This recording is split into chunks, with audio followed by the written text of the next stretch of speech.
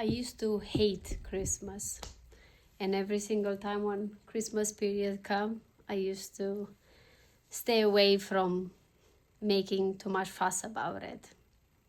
We all wonder, why would you, Adriana, would you hate Christmas? Is maybe not necessarily hate is a strong word, but maybe I used to don't care much about Christmas or make a big fuss about Christmas, because when I grew up, when I was younger and I grew up, my parents used to fight every single time in the Christmas period. It's always either my dad was drunk and he was always find a way to fight, or always something was an argument about in the Christmas period. And I used to love real Christmas trees, and I didn't have a real Christmas tree in a long time. And this year I decided to change the meaning of that. And I got a Christmas tree, a real Christmas tree today. And as I'm decorating it and put some stuff on it, I have a lot of mixed feelings. And maybe for you too, maybe Christmas is something that is not, it doesn't bring you good memories. Or maybe you're very excited about Christmas and you love Christmas. But some years are tough and some years are easier. But what I have realized is that I can change the meaning of Christmas. I can change the meaning of how I look at Christmas. And not necessarily get excited about it, at least don't have the same bitter taste about it. And realizing that is all a choice. That I kept the bitter taste of what Christmas means is because I kept that memory of Christmas being always comes with fights, alcohol, and other things that are not fun. But as an adult, I can change that meaning, and I don't have to hate Christmas. I don't have to be, I don't even know what to say, like not care much about it, and actually enjoy it and find it as a new motive, a new way of enjoying these holidays. Because in the end, it's not about the holidays itself, it's about what you do with it and what you do in that period. Because you can have a Christmas tree any other time. Just because the society says so that you have a Christmas tree, or you celebrate doing all this celebration, or you listen in Christmas music on December. You can do that in January. Some people, like Ukrainian and Russian, like Ukrainian Orthodox or Russian Orthodox, they celebrate it later on in January. For them, that's the normal. For us, it's not our normal, because we grow up with a certain way of being.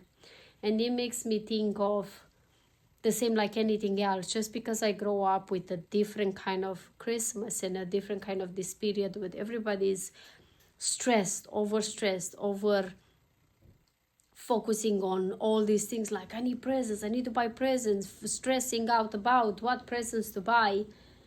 In my family, always in myself and the people really close to me, they know that we have a rule. I don't buy presents for people.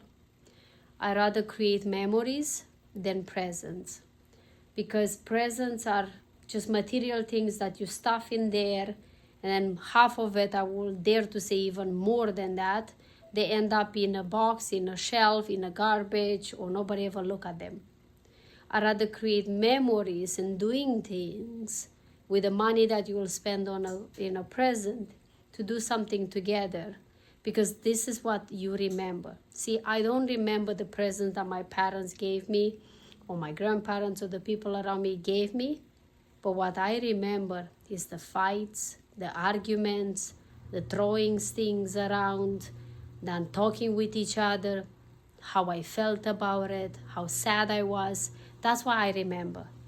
Because in the end, it's not what we give or receive, it's what we remember, how we felt in that moment, whatever that is, Christmas, a holiday, or anything in this world. Everything comes out with emotions. That's why I love to speak about emotions, because everything comes back to how I feel and how I make someone else feel. And even that is debatable. Even that is debatable, because I start believing that you can't make nobody to feel anything in the end.